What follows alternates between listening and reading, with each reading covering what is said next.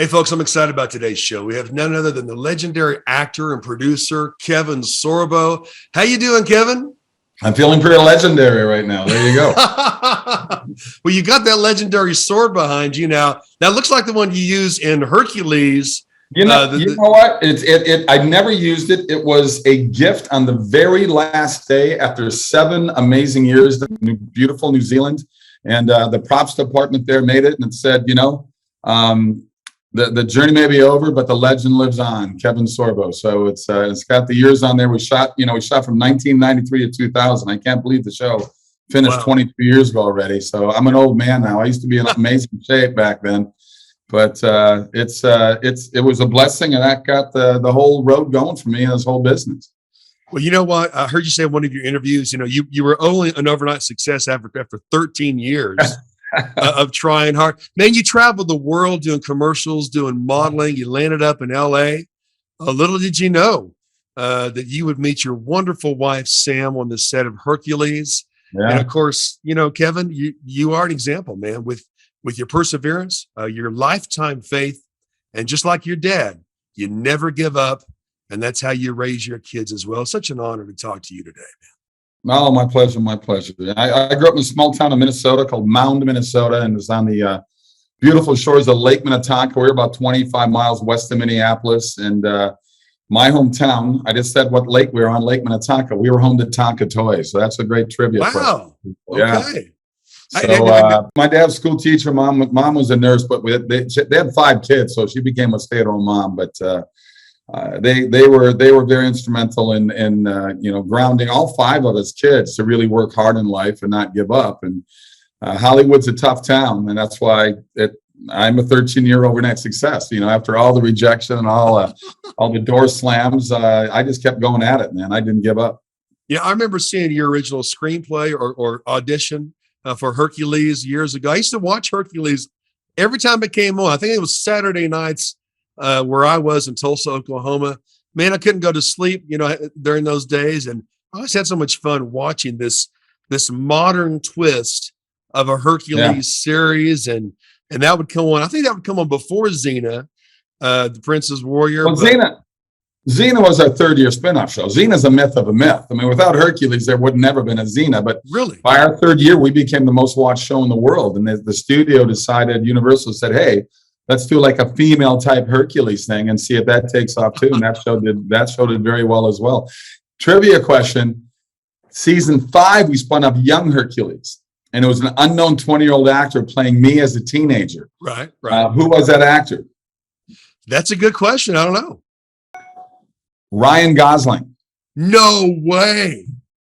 Did Ryan have to bulk up for that? Unknown Ryan Gosling. Yeah.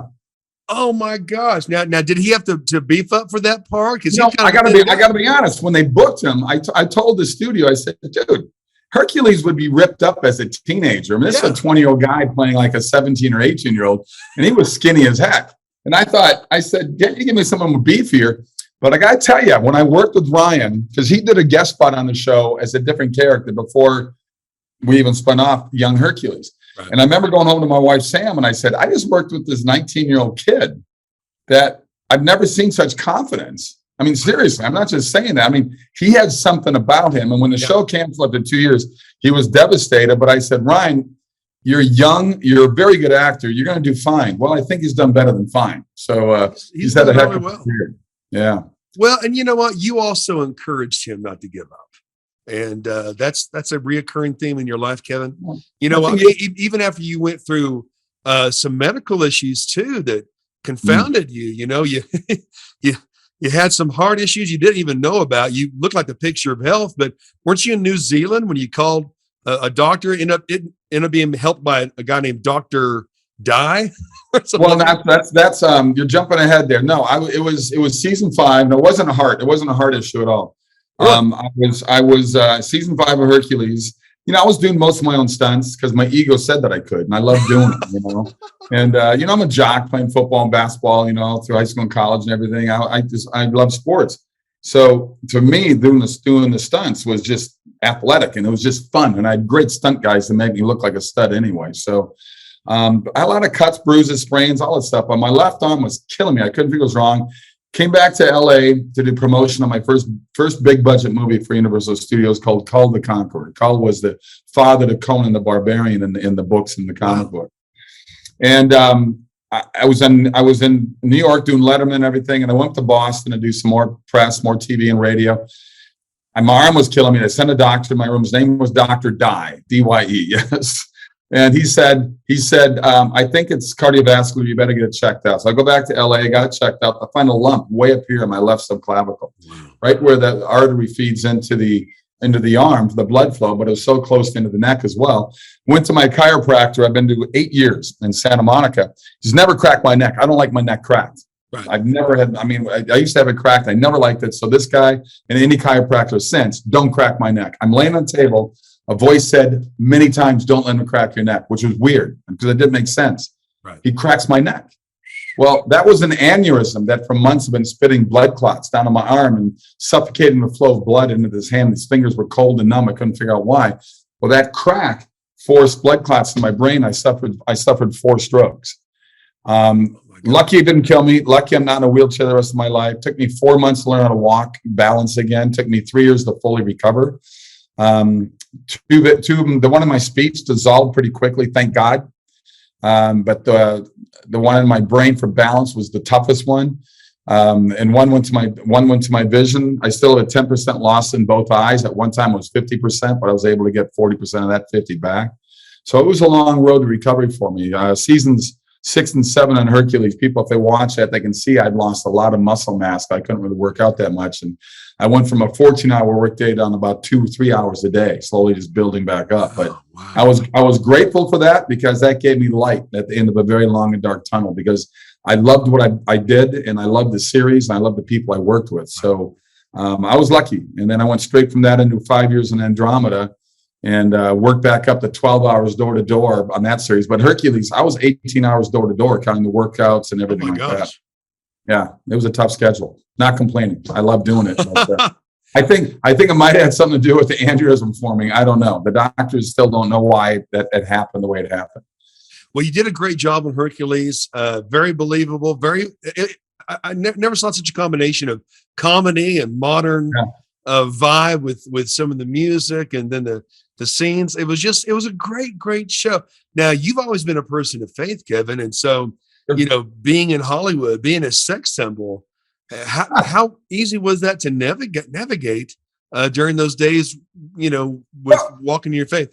I think a lot of it had to do with the faith I grew up with in my family. We were all churchgoers, Sunday school goers. I was involved in my church with the youth group as well. So that's always been with me. And I think getting beat up in Hollywood for so many years before I got my break, I was always a hard worker. And so I learned to appreciate the work that was in front of me. And I think being in New Zealand, also being away from America, because I got invited to everything, from Hugh Hefner's Playboy Mansion to premieres of big movies. So I couldn't go to any of those things and enjoy that kind of celebrity because I was in New Zealand. But I didn't feel it.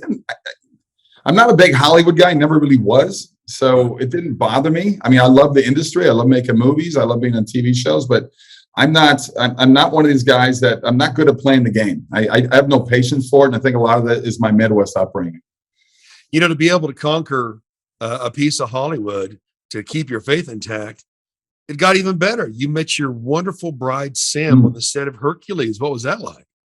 Yeah, I mean, she hates when I say it. I mean, I was single all those first 5 years before we met. So every episode of Hercules, every 2.5 weeks, I worked with another beautiful woman. So it was a great dating service for me. So when I met Sam, it was like, boom, it was a lightning bolt. I knew right away. The first night of working together, I was just like, I'm very professional on set. I hit my marks. I know my lines. I couldn't remember my lines the first time looking at her face. I was just like, she thought initially, well, this guy's really unprofessional.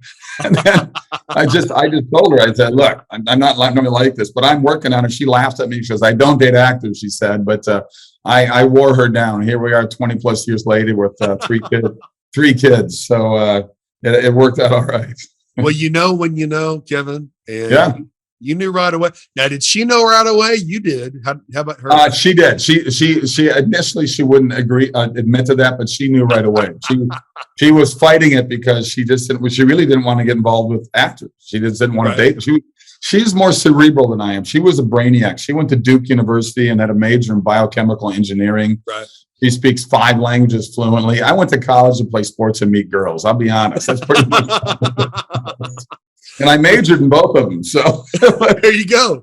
But you guys are a beautiful couple. And you know what? She's an advocate. I saw something online regarding underground education. I know both of you are strong advocates for homeschooling. And tell us about that. She's actually at a meeting right now for homeschooling. She does a lot. She's written 3 books on it. My favorite is one called They're Your Kids.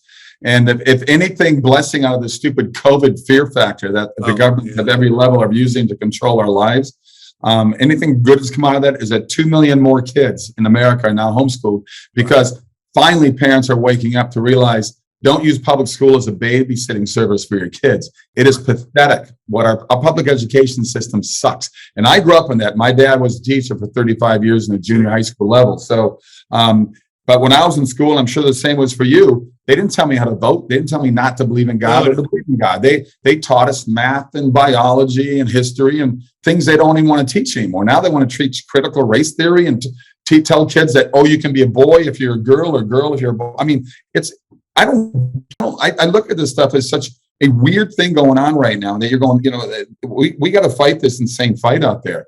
And, I worked in Hollywood all these years. I work with gay people all the time. I don't really care what people's personal preference is. I just get tired of things being shoved in our face all the time that you've got to believe this way or that way. Just, I'm a live and let live guy. I'm going to leave it at that. Let people do what they're doing there as long as they're not breaking laws and hurting people. Right. But the public school systems are hurting people physically and even more psychologically right now. It's just stupid. And I tell people, you want to end racism, stop telling 5-year-old kids that they're racist. Right. Well, you're right on. And, people don't understand. They're not educated. I mean, all anyone has to do is to Google, if Google will still have it, because we know what side Google is on, Google the Communist Manifesto. They've been very diligent and very effective through the years. And trying to turn America into a communist nation. When I was a counterterrorism reporter, I was covering for Brigitte Gabriel for America, the Common Core. It was not Bill Gates. It was Muslim Brotherhood. It was to diminish America's greatness. It was to diminish the role of believers. And, people need to be educated that what they're seeing in the public school system is nothing more than being owned by our enemies and being propagated this communist Luciferian manifesto. It's not a conspiracy theory anymore, is it, Kevin? Of course it's not. No. I do a lot of, Facebook took me down a year ago for posting the truth. And most of it was about COVID. I was posting what other doctors were saying about social distancing. I mean, look, that number is so made up. The doctors that I do a lot of speaking because I have a book called True Strength, the book that came out of my strokes called My Journey from Hercules to Mere Mortal and How Nearly Dying Saved My Life. Wow. So initially, all I did off that book was do a lot of speaking at medical facilities. Well, I still done a lot over the last 2 years as well. And I probably spoke roughly to 5,000 doctors over the last 2 years. And I'll ask them during signing of books, I'll ask them individually, what about masks? They all say they're useless. And of course they're useless. They don't do nothing to stop Psychological. Yeah. The hospitals are filled with people that have had both jabs and the booster and wear double masks. And are still filled with, you're going to get it, you're going to get it. If you're healthy, some people it hits harder than other people. The average age is still over 80 that dies. Is it horrible? Yes, it's horrible. Right. But now Johns Hopkins University, I'm going off on a tangent. I got to finish. Well, I'm glad you are because we want to talk about it. Yeah. Well, Johns Hopkins University came out about a month ago and said with all the mandates, with all the shutdowns, with all the mask wearing, with all the shots, that we've saved 0.02% of lives. 0.02%. That's from Johns Hopkins University, a secular university that's admitting that it's just a waste of time and useless. And yet we got these flight attendants who want to keep the mask thing going, even though your average airplane is cleaner than going to a football game or a basketball. Right. And yet I'm watching NCAA's, 1,000 people. You know what I mean? 20,000 people shoulder to shoulder, no mask. It's crazy what we've done to the world, and fear is the weapon, and government knows it's a great weapon used against the masses. And you and I need The hell with the sheep. The sheep are going to be sheep. We need to wake up the lions is what we need to do. That's exactly right. And that's why you're here, Kevin. That's why I'm honored to talk to you today, because I'm focusing on the lions now, focused on the sheep for 38 years. I'm only focusing on lions now. It's hard for people to reconcile that there's people they either don't know or they don't care or they don't want to know. But the bottom line is, we did interviews with people and talked to doctors. We're being paid $38,000 to change death certificates, COVID-related deaths. We talked to people that their goal was to get them on a ventilator after giving them remdesivir that shuts down the kidneys and mimics pneumonia, so they can put them on a ventilator and get paid $52,000 by who, right? And then if they kill them, Now here's the thing, though, Kevin. People don't realize this, that Agenda 21 is what this experiment is all about. All they have to do is look at the Obama administration funding Fauci to weaponize the coronavirus. All they have to do is ask. It wasn't bat soup, no more than Benghazi was about a weird video. Benghazi was about arming ISIS from that administration at the time. And now here we are with this COVID experiment. It's nothing more than depopulation. And people don't even want to look up Event 20, where the Gates Foundation and John Hopkins did a simulation of what would happen about a worldwide pandemic and how the media would handle it. People don't remember that in 2017, Fauci said that this president will face a major pandemic. How did he know? Well, here's how he knew. It was all planned. But folks, if you look up the Communist Manifesto, if you look up Agenda 21, if you look up the Muslim Brotherhood's The Plan, it's all written out. You saw it 2 administrations ago, and here we are in Obama's 3rd term, and yet it goes on again. So I'm glad that you're an advocate for homeschooling, for true patriotism, and for discerning the truth. But it's like you said, Kevin, let the sheep be sheep. It's time to bring the lions together. And my prayer has been the lions coming out of Hollywood, out of the music industry, out of the political realm. They're still in there, but they have remained true to their faith, and they have remained true to the country. Most people don't know that our Constitution is nothing more than sermon notes by the outlaw preachers called the Black Robe Regiment. The King George called for them. Did you know that, Kevin? Oh, yeah. And so, you know what? We need our black robes back again. Somewhere along the way, and a lot of the churches, they took out the prophets and put in the politicians, but there were still pastors who were faithful to this day, who have preached the word and have stood for truth, because they didn't choose the way of Balaam and money. They chose to speak the truth. They may not have had the big crowds like a lot of the franchises do, right? But I tell you what, the bride of Christ is in the church, but it's not necessarily always of these churches that have laid down on the truth when it comes to our family, to our country, and to our true education crisis right now in this country. But it's all part of the plan. But that brings me to this. You are not only an actor and making an incredible stand in movies like God's Not Dead and other great projects, you're a producer as well. At the bottom of the screen, folks, there's sorbostudios.com. I tell you what, Kevin, how can people get behind what you're doing? We need that support. Look, here's the thing, which gets very frustrating for us independent filmmakers. I got kicked out of Hollywood about 10, 11 years ago because of my openness about being conservative and Christian. Right. And that's like being a double leopard in the world of Hollywood, okay? Right. So to me, you mentioned God's Not Dead. Okay, God's Not Dead was an anomaly. A little $2 million movie makes $140 million worldwide. Wow. Now that movie was about word of mouth. People heard about it, and it just really kicked off. I have a movie I did before that called What If. Same writers that did God's Not Dead. They did Unplanned. Same company, PureFlix.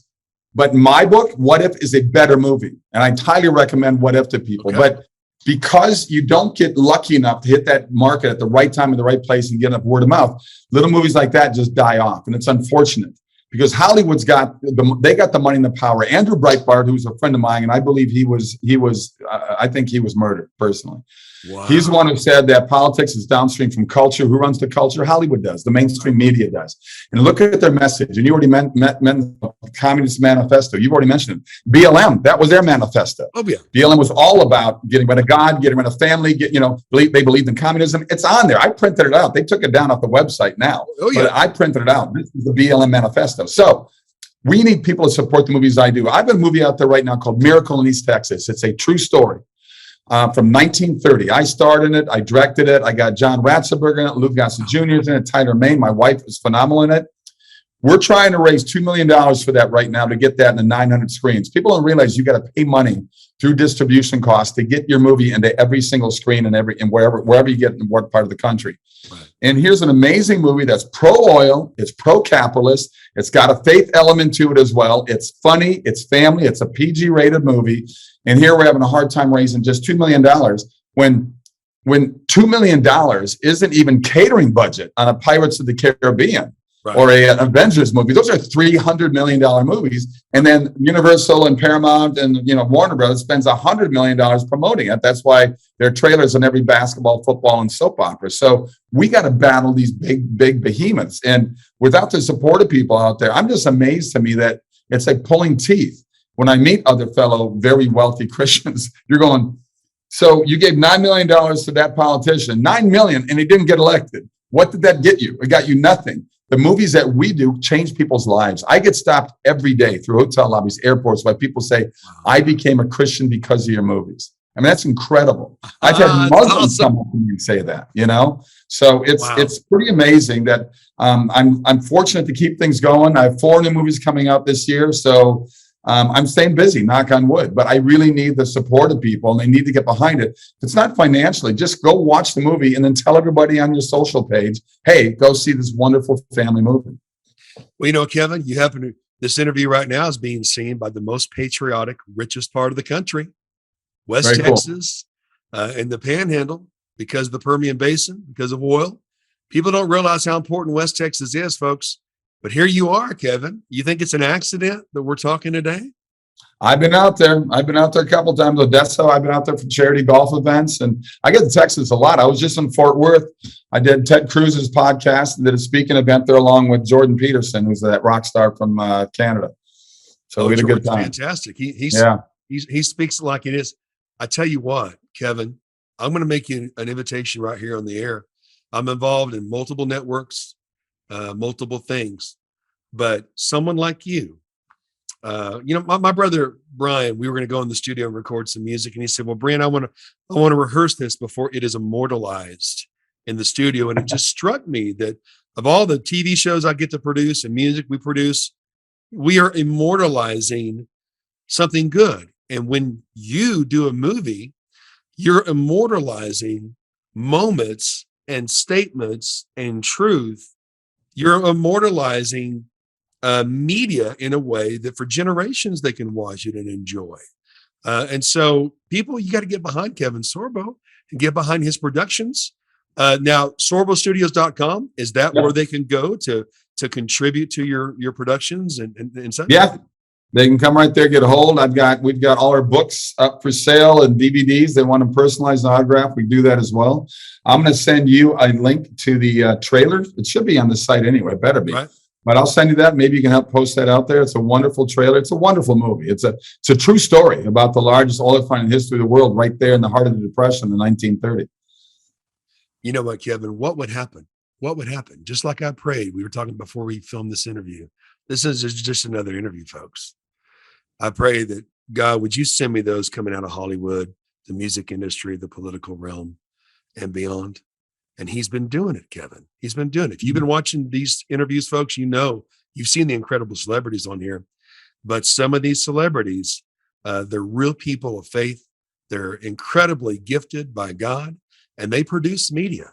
And media got our country where it is today. Make no mistake. But you know what? We are not only taking back territory from the prince of the power of the air, we know the king of the air. And I want all his territory. And I want that territory for Kevin Sorbo and your movies and your media that will impact generations. You got 3 beautiful kids that are grown up. You and your wonderful wife are advocates for homeschooling. You have good points when you talk to people. One of your interviews, you talked about how even an atheist would be happy to see a certain kind of person in the middle of the night if they or their wife broke down in a car. You want to share that illustration real quick? Well, there's no question about that. But I got to backtrack a little bit. What you just said is we need people not to be afraid to step out in the forefront too. There's too many people are afraid. My pastor, we left California 3.5 years ago. So we got ahead of this craziness because California is just nuts right now to move. We live here in Florida now, but I still watch my pastor because I have yet to find a church here. We're searching. We spent 3 months here, 4 months there. Right, we're searching. You got to find a church that, just whatever fits you. But Pastor Rob McCoy is still my pastor. He works a lot with Turning Point USA, Charlie Kirk. Oh, yeah, Will Witt and all those, yeah. Oh, yeah. And he's got one of my favorite lines is he says, I'm not afraid to work my congregation down to a manageable size. And there's too many pastors out there that forget that they work for God. They think they work for government. You got to not be afraid to speak the truth because politics is certainly part of religion. How else do you think we got our laws, for one thing? Our Constitution was founded by Judeo-Christian believers. So we got to get back to, fighting back what made this country great. It's amazing to me to see the way it fall apart, the way it's falling apart right now. And people think socialism is a better thing. People follow me on Twitter. Please follow my Twitter account @KSorbs. Facebook took me down for speaking the truth. I'm still on there. I do sarcastic things. I'll say, if you want to get rid of COVID, tell the Clintons that COVID's got something on them. Those are the kind of things that I put. Okay. So just follow me there and let me know what's going on with your lives. But I'm telling you right now, we got a fight on our hands and we got to fight the good fight. You know what, Kevin? It's possible. It's possible to take the ground. It's possible to take the lead in every mountain of influence. When I saw that people don't hate old Hollywood. That's why I love doing these interviews. John Schneider of Dukes of Hazzard and sounds good, buddy. Celebrities like those. Love John and anyone he's associated with. But you know what? That they remind us of a better time in America before everything was politicized, before our enemies owned the media the way that they do now. But Kevin, it is possible to take back every mountain of influence. And when I saw that America hated Hollywood, modern Hollywood, they saw exactly how much they care about us during the COVID and during all the other mayhem happening when people are burning down cities in peaceful protest, in contrast to a DC cops letting in people like a field trip and calling that an insurrection. Whole different set of shows there. But all that to say, folks, is when I saw that happen, I thought we need to hear from the Hollywood celebrities that take us back to a better time. And you're one of those, Kevin. You're not old Hollywood, but you're my generation Hollywood. And it was a better time in America. I'm just so grateful that you made the time to talk with us today. And I want to be a blessing to you, Kevin. And I want our viewers to be a blessing to you, to go to sorbostudios.com and to buy these projects that are immortal, this faith that is immortalized in media, but also to get behind the funding as well. I got to meet Dallas Jenkins of the Chosen and what he did with the crowdfunding. Kevin, is there a way we can crowdfund with your projects right now? Yeah, it's not as easy as it sounds because most of them fail. It's like 99% of these crowdfunding things just fail because people set them up the wrong way. They don't have enough money to begin with. Dallas is ready to give it up. I mentioned the movie What If? Well, Dallas Jenkins directed me in that movie. Oh, so, wow. Small world. And his father, Jerry Jenkins, one who was funded that movie. Well, I just finished directing and starring in the next Left Behind movie. It's called Left Behind: Rise of the Antichrist. It's coming out this fall. And so people can look for that one as well. And I just finished the Reagan movie with Dennis Quaid. We shot in Guthrie, Oklahoma. I heard about that. And I played the pastor. I had a movie called The Girl Who Believes in Miracles. I shot in Guthrie, Oklahoma. Wow. I'm about to shoot 2 more movies in your old home state in Oklahoma. All right. One is a Western called Trailblazers, and that's one we're putting together right now. And another one is it's a horse movie. It's not too far from here, based on the book of the same title. And I believe I'm directing that one. I believe we're starting filming in September. So we'll be there. We'll be there probably around the Guthrie area because the tax credits are really good there. But we need that support. Dallas is a good friend of mine as well. I told you I was in Fort Worth. Dallas and I got together with his beautiful wife Amanda, and we had lunch together. And we were good friends in LA before they moved to Chicago for a while, but now they're living full time outside of Dallas, Texas.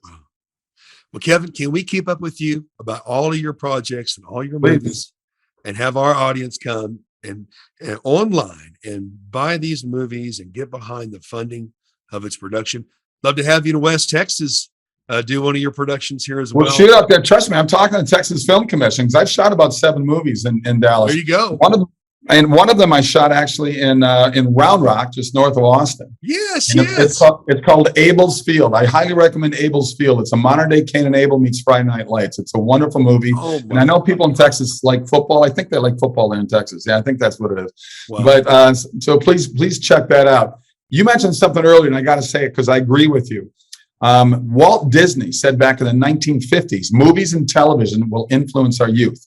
Well, here we are, guys, 6, 7 decades later. What's going on in the streets, or not only in America, but around the world right now. So we see the evil coming out of it because all the movies they want to do have hate and anger and divisiveness, and it's unbelievable. I want to do movies that I've been involved with for the last 10, 11 years that have hope and love and faith, redemption, laughter, things and characters you can relate to on screen. That's what people want. People used to stop me all the time for Hercules or Andromeda. I get stopped all the time now by people who say, please make more movies like Let There Be Light, God's Not Dead, and Soul Surfer. And I say, I'm making them. You just got to follow me and get these things out there. Because like I said, it's really a matter of having that word of mouth, and that's what we need. And I thank you all that follow me, and I hope you guys tell a friend or two as well. Kevin Sorbo, you and your wife, Sam, advocates for our nation, for our children and the children's children, and real life Hercules in my book, man. I can't wait to hear the next thing. Let's stay in touch. And folks, get behind Kevin Sorbo today and everything that he's doing. And we'll see you next time. Thank you very much, Kevin. God bless you. Thank you.